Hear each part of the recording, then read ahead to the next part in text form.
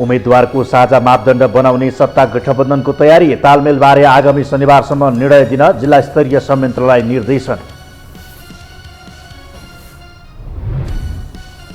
एमाले सरकारमा नभई चुनावमा ध्यान दिइरहेको अध्यक्ष ओलीको भनाई। वर्तमान सरकारले देशलाई बर्बादीतिर धकेलेको दाबी। माओवादी विरुद्ध देशभर षड्यन्त्र भइरहेको प्रचण्डको आरोप। अर्थतन्त्रमा गहिरो सङ्कट देखिँदा पनि सरकार र राजनीतिक दलहरू मुखदर्शक बन्दै जनजीविकाका सवालमा गैर जिम्मेवार, आरोप प्रत्यारोपको श्रृङ्खला भने रोकिएन। श्रीलङ्कामा सरकार विरोधी प्रदर्शन रोक्ने उद्देश्यले लगाइएको सङ्कटकाल खारेज। संसदबाट पारित गर्नुपर्ने प्रावधानका कारण सरकार पछि हट्यो। आर्थिक सङ्कट अझै लम्बिने सङ्केत।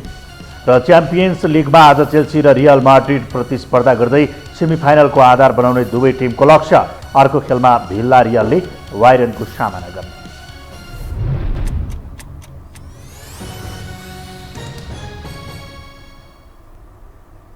अब समाचार विस्तारमा। सत्तारूढ 5 दलीय गठबन्धनले स्थानीय निर्वाचनमा गठबन्धनबाट उम्मेदवार बन्नेहरूको साझा मापदण्ड बनाउने भएको छ। गठबन्धन अन्तर्गतको स्थानीय निर्वाचन तयारी तथा अनुगमन समितिको आजको बैठकले उम्मेदवार चयनबारे पार्टीहरूको आफ्नो विधि भए पनि साझा उम्मेदवार चयनका लागि न्यूनतम मापदण्ड बनाउने निर्णय गरेको हो। समितिको बैठकले स्थानीय तहहरूमा गठबन्धनको अवस्था, चुनावी तालमेलको आधार र अन्य विविध विषयमा साझा प्रतिवेदन तत्काल बुझाउन प्रदेश समन्वय समितिलाई निर्देशन दिएको छ। समितिका संयोजक काङ्ग्रेस वरिष्ठ नेता रामचन्द्र पौडेलका अनुसार आजको बैठकले चुनावी तालमेलबारे 26 चैतसम्म निर्णय दिन जिल्ला स्तरीय संयन्त्रलाई निर्देशन दिएको छ।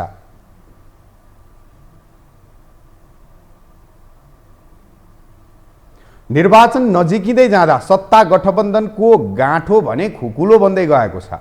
निकै ढिलो गरी निर्वाचनमा तालमेल सहित जाने निर्णय भए पनि चुनौतीका चाङ भने दिन प्रतिदिन बढ्न थालेका छन्।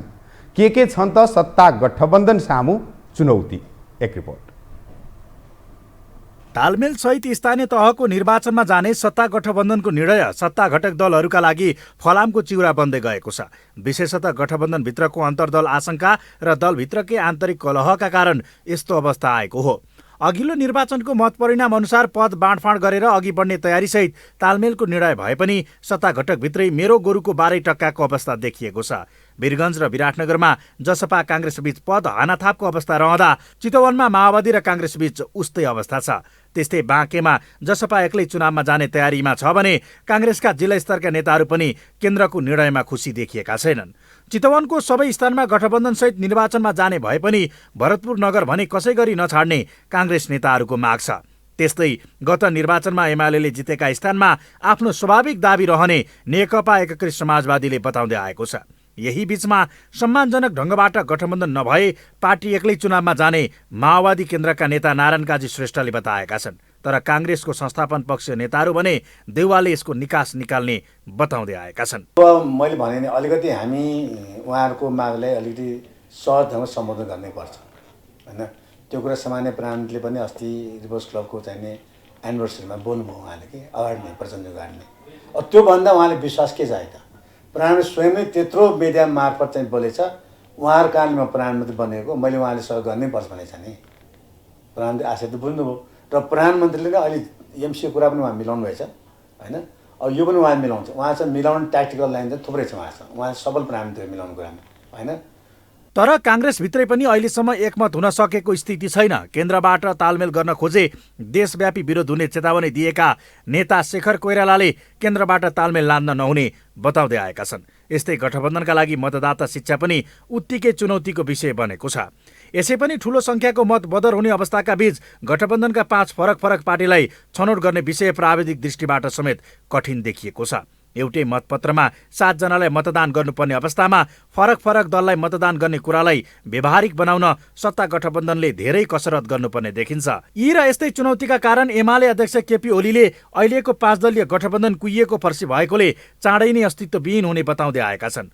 उनले निर्वाचनमा संयुक्त उम्मेदवारी दिने बेलामा गठबन्धन टुट्ने बताउँदै आएका हुन्। अहिलेको यो गठबन्धन सरकार कहिलेसम्म रहन्छ भन्ने यो कुहिसकेको छ। तर कुहिएको फल पनि कुहियो भन्ने बित्तिकै खतर्क झर्दैन। त्यो झर्नालाई मजाले कुहिसक्नुपर्छ। यो कुहुँदैछ, यो झर्ने बेलातिर जाँदैछ, यो झर्छ। स्थानीय स्थिति र आवश्यकतालाई हेरेर मात्र स्थानीय तहको चुनावमा तालमेल गर्न सक्ने नेपाली कङ्ग्रेसको स्पष्ट निर्णय छ। तर कस्तो अवस्थालाई आफू अनुकूल सम्झने र कस्तो अवस्थालाई प्रतिकूल मान्ने भन्नेमा ऊ स्पष्ट छैन। केन्द्रबाट गठबन्धन पनि थोपर्ने अनि स्थानीय स्तरमा तालमेल गर्न सकिने भन्ने दोधारे काङ्ग्रेस रणनीतिले काङ्ग्रेसभित्रै थप किचलो पैदा भएको छ। यसरी काङ्ग्रेसभित्रकै नेता तथा कार्यकर्ता चुनावी तालमेलमा विभाजित हुँदा नेकपा एमालेलाई बल पुग्ने निश्चित देखिन्छ भने गठबन्धन नाम मात्रको गठजोड बन्ने खतरा देखिन थालेको छ। यो हो टेलिभिजनका लागि क्यामेरामा विशाल प्याकुरेलका साथमा कुलचन्द्र विष्ट, काठमाडौँ। अब बाँकी समाचार। नेकपा एमालेका अध्यक्ष केपी शर्मा ओलीले वर्तमान सरकार रहिरहेमा देश बर्बादीतिर धकेलिने बताउनु भएको छ। आज नेपाल राष्ट्रिय उद्योग व्यवसाय महासङ्घको दोस्रो राष्ट्रिय महाधिवेशनलाई सम्बोधन गर्दै अध्यक्ष ओलीले अहिले देशमा लगानीको कुनै सम्भावना नरहेको उल्लेख गर्दै वर्तमान सरकार रहिरहेमा देश बर्बादीतिर धकेलिने बताउनु भएको हो। उहाँले बैंकसँग पनि लगानीका लागि दिने पैसा नभएकाले देश सङ्कटमा रहेको बताउनु भयो। उद्योग व्यवसाय सुरु गर्दा ब्याङ्कबाट लोन लिनुपर्छ, दिनुपर्छ ब्याङ्कले। नयाँ लगानीका लागि कुनै सम्भावना छैन यति बेला, किनभने ब्याङ्क पैसा दिन सक्दैन। ब्याङ्क पैसा दिन सक्ने अवस्थामा छैन। यो सरकार तुरुन्तै ढलेन भने जति दिन रहन्छ त्यति बढी देशलाई बर्बादीतिर धकेल्छ। अध्यक्ष ओलीले गठबन्धन सरकार कुहिरहेर झर्ने बताउनु भयो। उहाँले सरकार ढाल्न आफूहरूले कोसिस नगर्ने स्पष्ट पार्नुभयो। एमाले सरकारमा नभई चुनावमा ध्यान दिइरहेको उहाँले बताउनु भयो। यसको बात पनि नलागोस् क्या, यो आफै झरोस्, कुहिएर फतक्क झरोस्। त्यसो भएर हामी अहिले सरकारको बारेमा कतै ध्यान दिइरहेका छौँ, चुनावमा ध्यान दिइरहेका छौँ।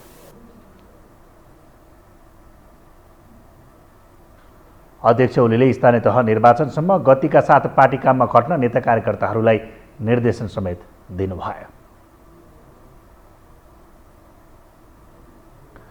नेकपा माओवादी केन्द्रका अध्यक्ष पुष्पकमल दाहाल प्रचण्डले चितवनमा माओवादीलाई कमजोर पार्ने षड्यन्त्र भइरहेको बताउनु भएको छ। बुधबार चितवनमा आयोजित पार्टी प्रवेश कार्यक्रममा उहाँले देशभित्रका र बाहिरका पनि केही शक्ति चितवन जिल्लामा माओवादीलाई कमजोर पार्ने षड्यन्त्रमा लागेको बताउनु भयो। माओवादीलाई कमजोर पारे मात्र परिवर्तनका एजेन्डा कमजोर हुने भन्दै केही शक्ति माओवादी विरुद्ध लागेको प्रचण्डको दाबी छ।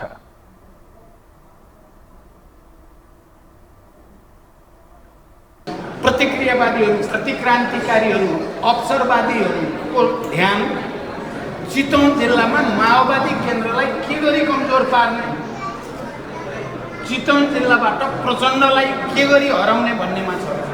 तपाईँहरूले बुझ्नुभएको छ कि छैन मलाई थाहा छैन। यो काममा देशभित्रका मात्रै होइन, देश बाहिरका शक्तिहरू पनि एक थरी, सबै होइन, एक थरी शक्तिहरू माओवादी केन्द्रलाई कमजोर पार्नुपर्छ र मात्रै सम्पूर्ण अधिकार केन्द्रित गरेर निरङ्कुश शासन चलाउन सकिन्छ र विदेशीहरूको हैकम कायम गर्न सकिन्छ भनेर उनीहरूको ध्यान पनि चितवन जिल्लाबाट प्रगतिशील, परिवर्तनकारी, क्रान्तिकारी शक्तिलाई कमजोर पार्ने दिशामा नै छ। चितवनमा माओवादीले भौतिक पूर्वाधार, शिक्षा, स्वास्थ्य लगायतका क्षेत्रमा राम्रो काम गरेको प्रचण्डले दाबी गर्नुभयो।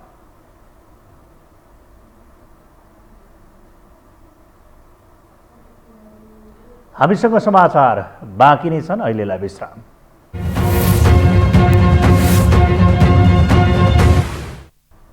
विश्रामपछि स्वागत छ। अब बाँकी समाचार।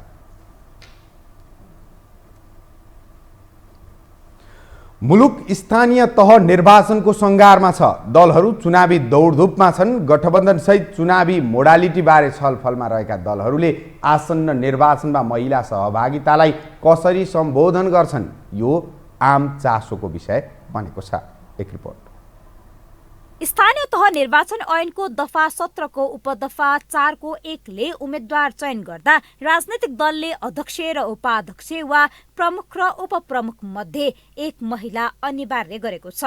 नजिकिएको स्थानीय तहको निर्वाचनमा सत्ता गठबन्धनले चुनावी तालमेल गर्ने निष्कर्ष निकालेपछि ऐनले सुनिश्चित गरेको महिला उम्मेद्वारलाई यो निर्वाचनमा गठबन्धनले कसरी सम्बोधन गर्छन् भन्ने आम चासोको विषय बनेको छ। निर्वाचन आयोगले मंगलबार स्थानीय तह निर्वाचनमा भाग लिने 79 राजनीतिक दललाई निर्वाचन व्यवस्थापनमा लैंगिक तथा समावेशी मैत्री बनाउन निर्देशन समेत दिए। निर्देशनको बुँदा 6 मा भनिएको छ, स्थानीय तहको प्रमुख र उपप्रमुख वा अध्यक्ष र उपाध्यक्षको पद मध्ये कुनै एक पदमा मात्र उम्मेदवारी दिने राजनीतिक दलले महिला उम्मेद्वार मनोनयनमा प्राथमिकता दिन उल्लेख गरेपछि चुनावी तालमेलमा पुगेका दलहरू झस्किए। उम्मेद्वार चयन गर्दा अध्यक्ष र उपाध्यक्ष वा प्रमुख र उपप्रमुख फरक फरक दलको बनाउँदै आएका दलहरूले आयोगको व्यवस्था कसरी पालना गर्लान् सर्वत्र चासोको विषय समेत बनेको थियो। सत्ता गठबन्धनलाई उम्मेद्वार व्यवस्थापनमा समस्या हुने आशंका थियो। आयोगको निर्देशनसँगै दलहरू बीचको चुनावी तालमेल नै धरापमा पर्ने शंका थियो। आयोगले यो व्यवस्थाले बाध्यकारी भन्दा पनि महिला उम्मेद्वार चयनमा प्राथमिकता दिन अनुरोध गरेको जनाएको छ। ऐनले के भन्यो भने दुईटा उठाउँदा एउटा अनिवार्य छ, तर एउटा उठाएको हकमा यो प्रावधान लागू हुने छैन भनेपछि त ऐनले नै छुट दियो।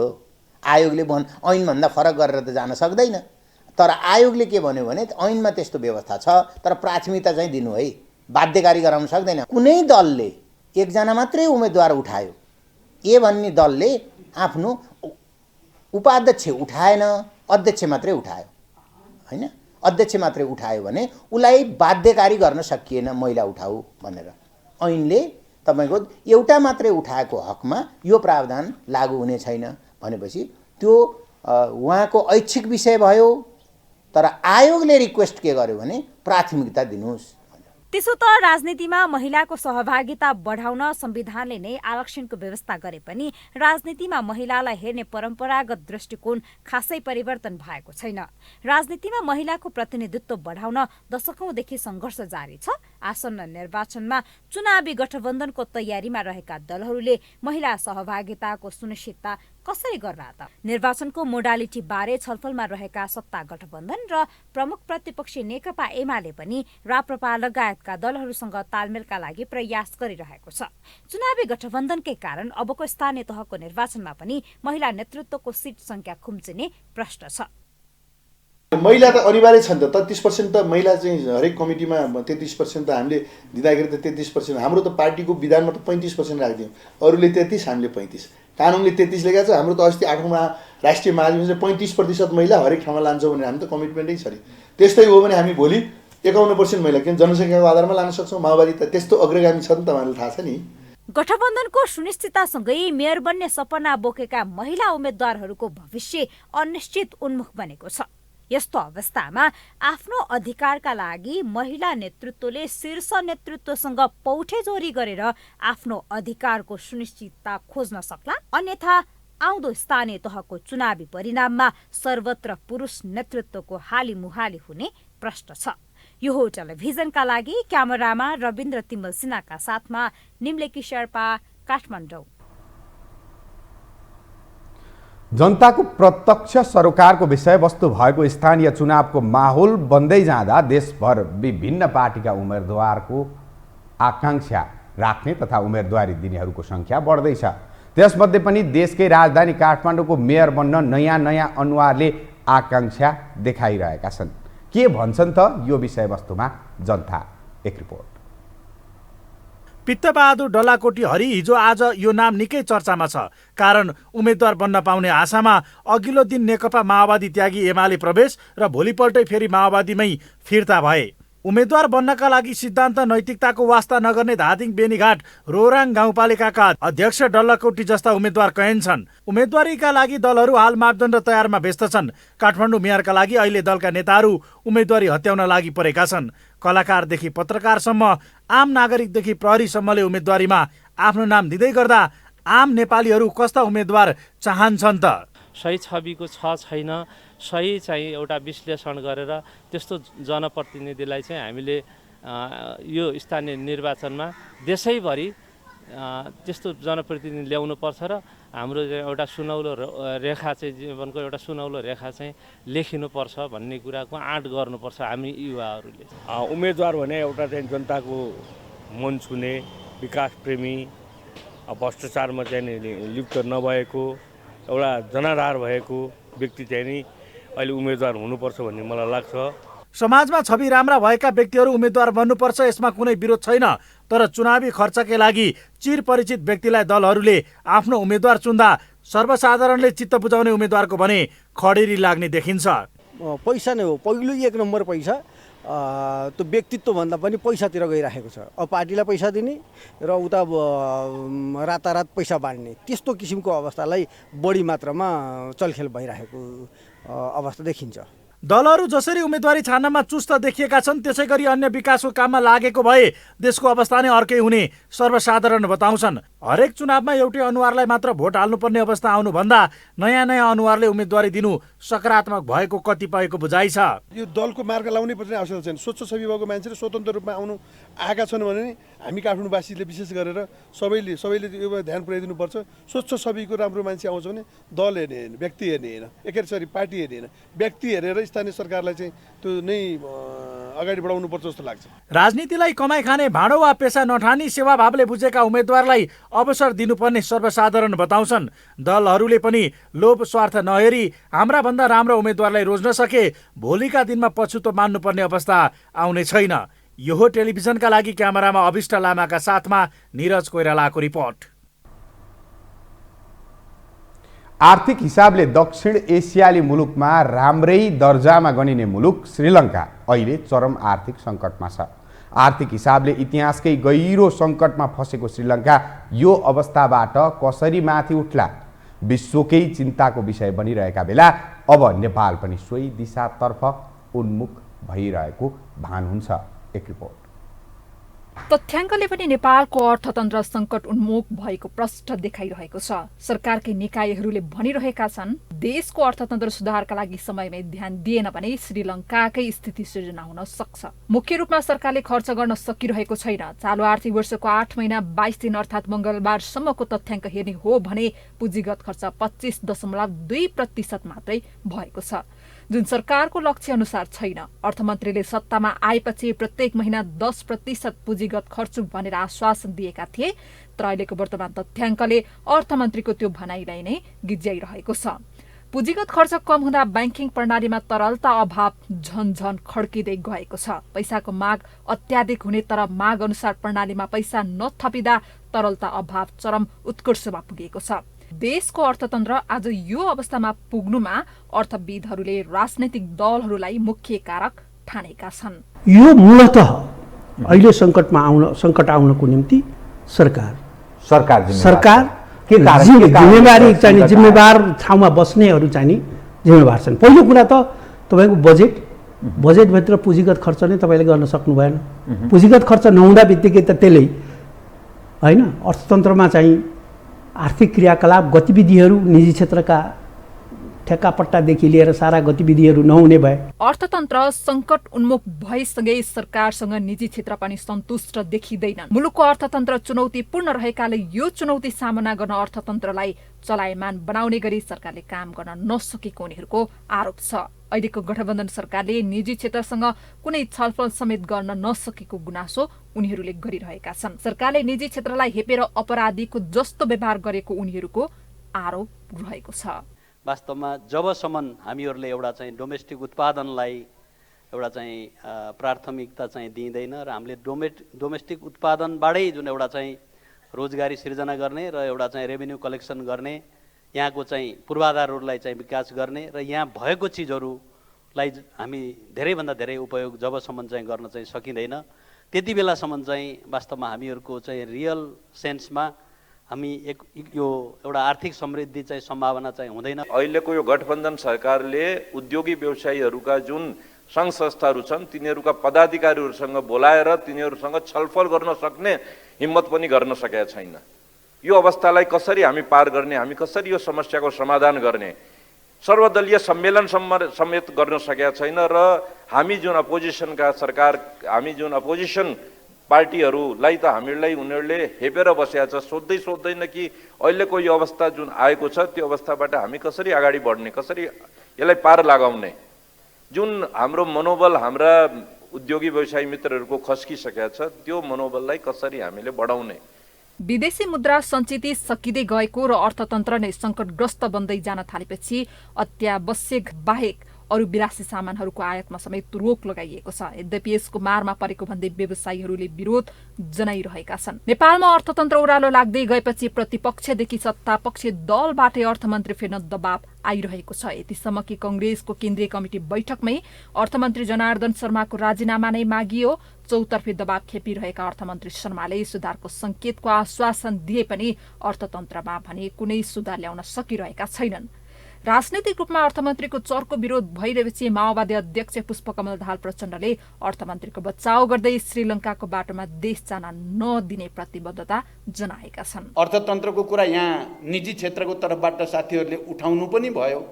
अहिले तरलताको अभाव, विज्ञान प्रविधिको चाहिँ प्रयोग गरेर हुने गरेका थुप्रै खालका विचलनहरू, त्यसको प्रभाव, अन्तर्राष्ट्रिय परिस्थितिमा आएको हेरफेरको प्रभाव, हाम्रै नीतिमा कमी कमजोरीको कारणले पैदा भएका समस्याको प्रभाव, यो सबै प्रभावहरूको गम्भीर आत्मसमीक्षा गरेर नेपालको अर्थतन्त्रलाई दुर्घटनातिर जानबाट जोगाउने दायित्व अहिले हामी राजनीतिक नेतृत्वको र सबै निजी सार्वजनिक क्षेत्रमा अर्थतन्त्रको क्षेत्रमा काम गर्ने व्यक्तित्वहरूको सङ्घ संस्थाहरूको दायित्व हुन आएको छ। केही समय यता अर्थतन्त्रका महत्त्वपूर्ण आँकडाहरू हेर्दा अत्यास लाग्दो अवस्था छ। यति बेला मुलुकको अर्थतन्त्रले ठूलो नीतिगत सक्रियता खोजिरहेको छ। अझै पनि समयमै होस नपुर्याउने हो भने नेपालको नीति पनि श्रीलङ्काको जसरी नै कुनै पनि बेला तीव्र गतिमा ओह्रालिन नसक्ला भन्न सकिन। श्रीलङ्काको वर्तमान स्थितिबाट पाठ सिकेर नेपालले भविष्यको खाका बनाउनु जरुरी रहेको विज्ञहरूले बताइरहेका छन्। अब बाँकी समाचार। चालू आर्थिक वर्षमा नेपालको आर्थिक वृद्धि दर 3.9% सीमित हुने एडिबीले प्रक्षेपण गरेको हो। एडिबीले आज एसियन डेभलपमेन्ट आउटलुक 2022 सार्वजनिक गर्दै यस्तो प्रक्षेपण गरेको छ। एडिबीको प्रक्षेपण विश्व बैंकको प्रक्षेपणसँग मिल्छ। महामारी विरुद्ध खोप अभियान जारी रहेको र युक्रेन रुस युद्धका कारण विश्वव्यापी रूपमा आएको आर्थिक मन्दी, अवरुद्ध व्यापार प्रवाह, कच्चा तेल तथा अन्य वस्तुको मूल्यका कारण भने मुद्रास्फीतिमा चाप पर्ने एडिबीले जनाएको छ। त्यस्तै एडिबीले सन् 2021मा नेपालको मूल्य वृद्धि दर 3.6% रहेकोमा सन् 2022मा करिब दोब्बर अर्थात् 6.5% पुग्ने अनुमान गरेको छ। त्यस्तै नेपालले चालू खाता घाटा गत वर्षको भन्दा 9.7% बढ्ने अनुमान गरिएको छ। त्यस्तै 2022मा औद्योगिक क्षेत्रको वृद्धि दर 4.1% माथि रहने एडिबीको प्रक्षेपण छ। सन् 2023 का लागि भने नेपालको आर्थिक वृद्धि दर 5% अनुमान गरिएको छ। यस्तै 2023मा मूल्य वृद्धि घटेर 6.2% मा रहने जनाइएको छ। दक्षिण एसियाली मुलुकमा श्रीलङ्का र नेपालको आर्थिक वृद्धि दर कमजोर रहनेछ भने मालदिप्सले 11% को आर्थिक वृद्धि दर प्राप्त गर्ने एडिबीले जनाएको छ।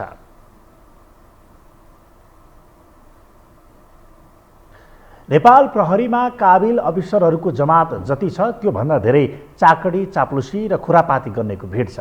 जहाँ प्रमोसन हुन काम देखाउने होइन, शक्ति केन्द्र धाउनेको सङ्ख्या अधिक छ।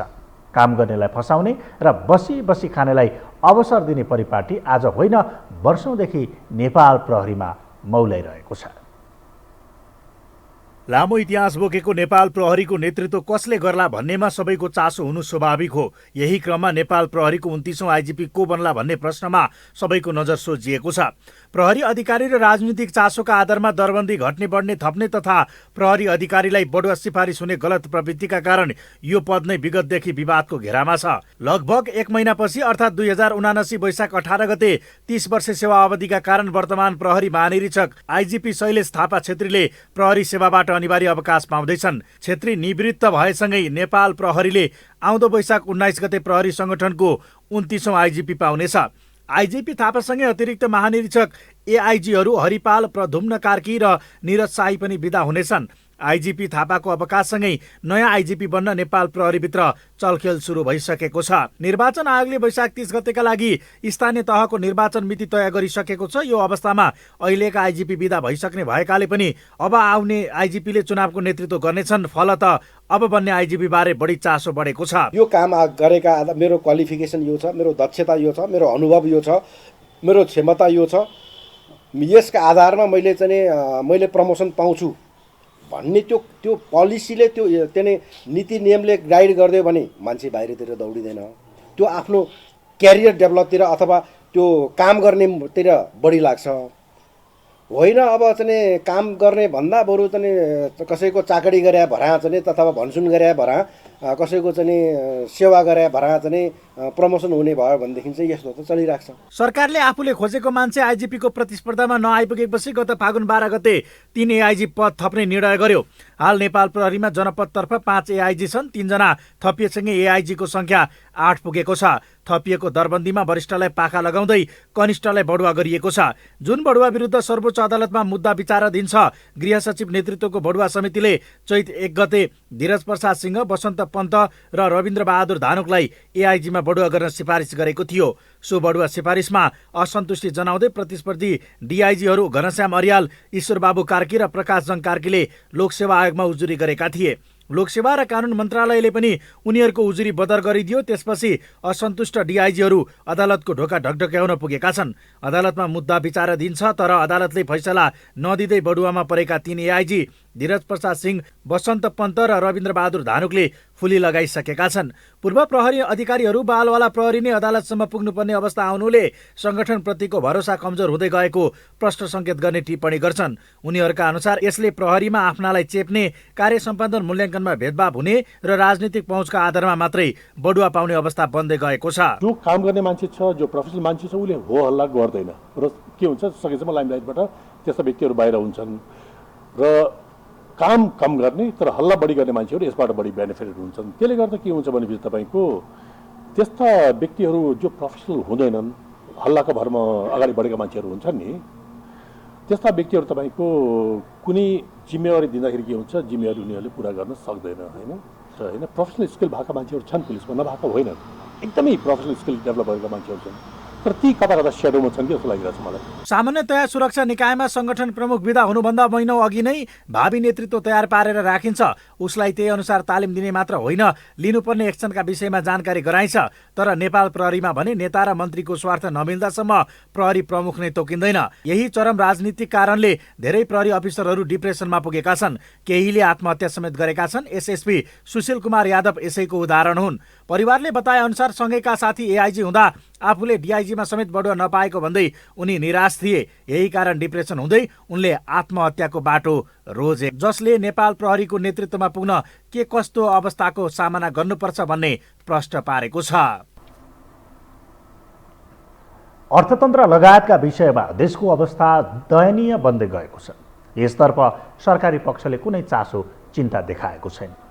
सरकार सुतेको बेला बिउझाउनु पर्ने प्रतिपक्ष समेत गैर जिम्मेवार बनिरहेको छ। चुनावभन्दा अरू दलहरूले सोच्नसम्म भ्याएका छैन। एक रिपोर्ट। सजिलो अर्थमा देश टाट पल्टिने भनेको आफूसँग भएको वैदेशिक मुद्रा सकिनु हो। नागरिक जति धनी भए पनि जब देशसँग वैदेशिक मुद्रा सञ्चित हुँदैन, उसले औषधिदेखि पेट्रोलसम्मका अत्यावश्यक वस्तु आयात गर्न सक्दैन। नुनदेखि सुनसम्म महँगिँदै जान्छ। देशले वैदेशिक ऋण लिएको हुन्छ, जुन नियमित रूपमा ब्याज र किस्ता तिरिराख्न पर्छ। त्यस्तो किस्ता तिर्न नसक्ने अवस्था आउन बित्तिकै देश टाट पल्टिएको ठहरिन्छ। जुन अवस्था अहिले ठ्याक्कै श्रीलङ्कामा देखिएको छ र नेपाल त्यही बाटोमा छ। 2 महिना अघिसम्म श्रीलङ्काको वैदेशिक मुद्रा सञ्चिति मात्र 2 अर्ब थियो। त्यति बेला राष्ट्र ब्याङ्कले सार्वजनिक गरेको तथ्याङ्क अनुसार नेपालको सञ्चिति 9 अर्ब 75 करोड थियो। माघ मसान्तपछि कति बाँकी छ तथ्याङ्क आएको छैन। देश कसरी टाट पल्टिँदैछ र छिट्टै श्रीलङ्का बन्दैछ भन्ने बुझ्न अर्थविदले पटक पटक सरकारलाई सचेत गराएको विषय मात्रै होइन, दाल तेल नुनदेखि सुनसम्म महँगिएको भाउले प्रष्ट सङ्केत गरेको छ। तर पनि यस्तो बेला सचेत बन्नुपर्ने सरकार र देश चलाइरहेका राजनैतिक दलहरूले यसतर्फ सोच्नसम्म भ्याएका छैनन्।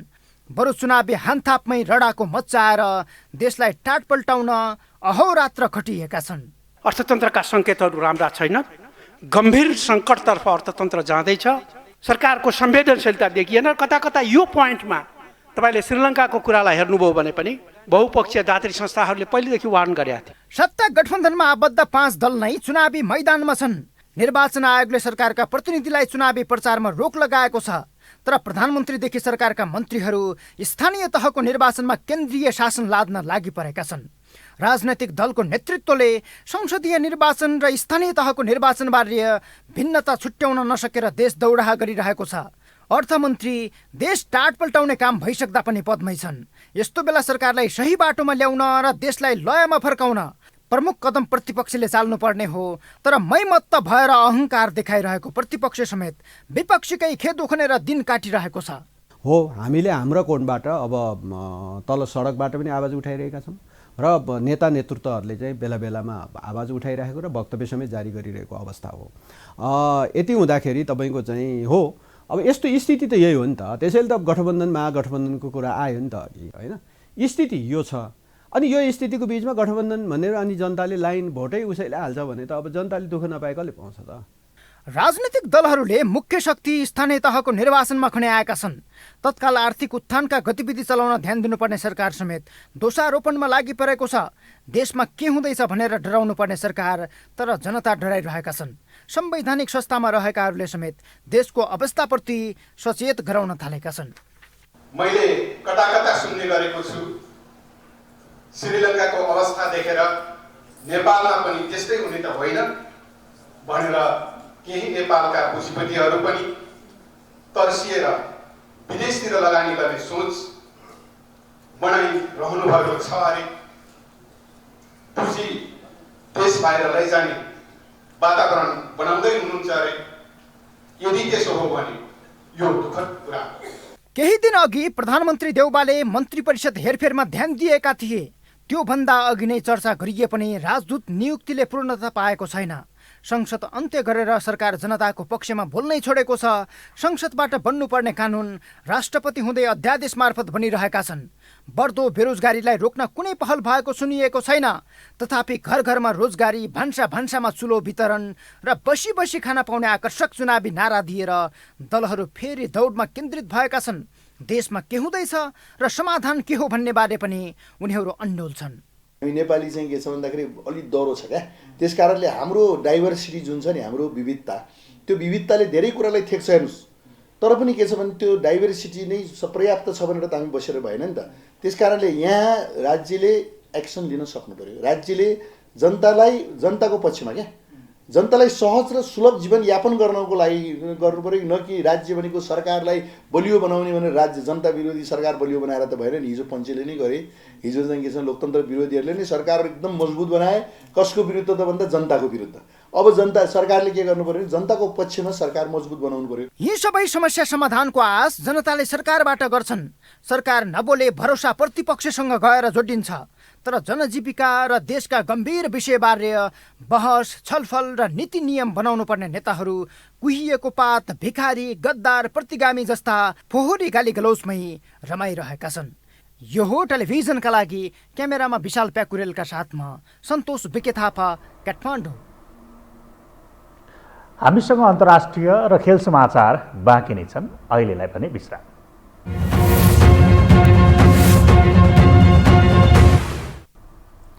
विश्रामपछि स्वागत छ। अब पालो अन्तर्राष्ट्रिय समाचारको।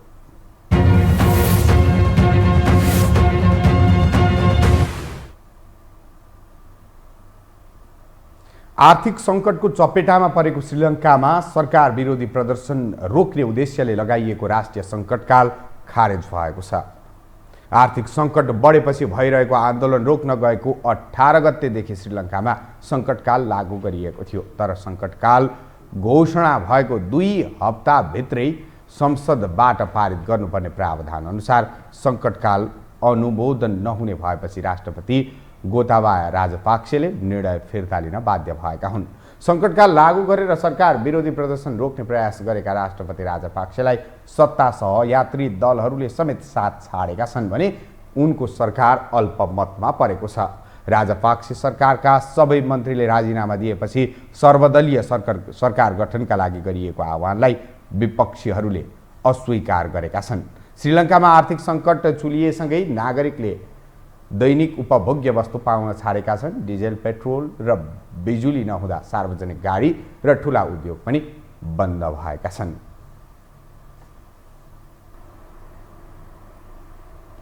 अब पालो खेल समाचारको।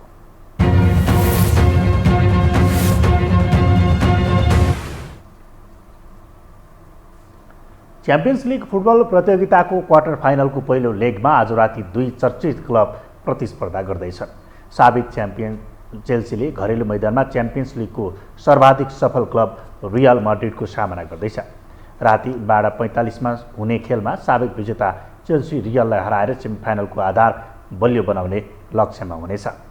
त्यसो त पाहुना टोलीको रूपमा इङ्ग्लिस मैदानमा भिड्दै गर्दा स्पेनिस क्लब रियल पनि आफ्नो पछिल्लो उत्कृष्ट फर्मलाई निरन्तरता दिने प्रयासमा हुनेछ। त्यस्तै आजै राति हुने अर्को खेलमा भिल्लारियलले बायर्न म्युनिखको सामना गर्नेछ।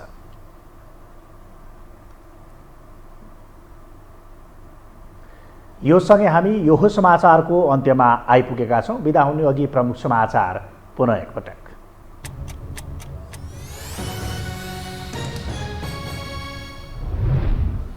उम्मेद्वारको साझा मापदण्ड बनाउने सत्ता गठबन्धनको तयारी। तालमेलबारे आगामी शनिबारसम्म निर्णय दिन जिल्ला स्तरीय संयन्त्रलाई निर्देशन। एमाले सरकारमा नभई चुनावमा ध्यान दिइरहेको अध्यक्ष ओलीको भनाई। वर्तमान सरकारले देशलाई बर्बादीतिर धकेलेको दाबी। माओवादी विरुद्ध देशभर षड्यन्त्र भइरहेको प्रचण्डको आरोप। अर्थतन्त्रमा गहिरो सङ्कट देखिँदा पनि सरकार र राजनीतिक दलहरू मुखदर्शक बन्दै जनजीविकाका सवालमा गैर जिम्मेवार। आरोप प्रत्यारोपको श्रृङ्खला भने रोकिएन। श्रीलङ्कामा सरकार विरोधी प्रदर्शन रोक्ने उद्देश्यले लगाइएको सङ्कटकाल खारेज। संसदबाट पारित गर्नुपर्ने प्रावधानका कारण सरकार पछि हट्यो। आर्थिक सङ्कट अझै लम्बिने सङ्केत। र च्याम्पियन्स लिगमा आज चेल्सी र रियल माड्रिड प्रतिस्पर्धा गर्दै सेमिफाइनलको आधार बनाउने दुवै टिमको लक्ष्य। अर्को खेलमा भिल्लारियलले बायर्नको सामना गर्ने।